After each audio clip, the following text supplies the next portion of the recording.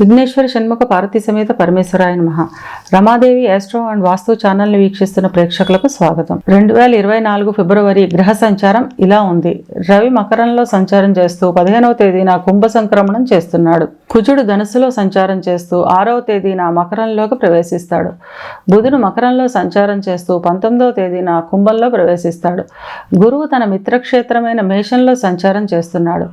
శుక్రుడు ధనుస్సులో సంచారం చేస్తూ 12వ తేదీన మకరంలోకి ప్రవేశిస్తాడు.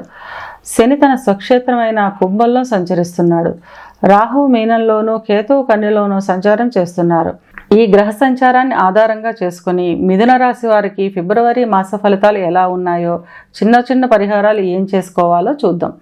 మృగశిర 3, 4 పాదాలు, ఆరుద్ర 1, 2, 3, 4 పాదాలు, పునర్వసు 1, 2, 3 పాదాలు కలిపి మిథున రాశిలో ఉంటాయి. మిథున రాశికి అధిపతి బుధుడు. మిథున రాశి వారికి ఈ మాసం మిశ్రమ ఫలితాలు ఉంటాయి.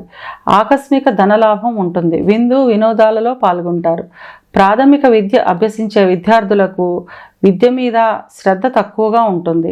ఉన్నత విద్య అభ్యసించే విద్యార్థులకు ఈ మాసం మొదటి వారం చాలా అనుకూలంగా ఉంటుంది. ఉద్యోగం కోసం ఎదురు చూసే వారికి చివరి వారంలో ఉద్యోగం లభించే అవకాశం ఉంటుంది. ఉద్యోగం చేస్తున్న వారికి సహోద్యోగులతో విభేదాలు వచ్చే అవకాశం ఉన్నందున కొంత జాగ్రత్తగా ఉండడం మంచిది. వ్యాపారస్తుల విషయానికి వస్తే ఈ మాసంలో వ్యాపారస్తులకు రాబడులు అధికంగా ఉంటాయి. రావు అనుకుని వదిలేసిన బాకీలు కూడా వసూలయ్యే అవకాశం ఉంటుంది. వివాహం కాని వారికి ఈ మాసంలో వివాహం కుదిరే అవకాశం ఉంటుంది. వివాహం అయిన వారికి జీవిత భాగస్వామికి అనారోగ్య సమస్యలు వచ్చే అవకాశం ఉన్నందున జీవిత భాగస్వామి ఆరోగ్యం పట్ల శ్రద్ధ వహించాలి.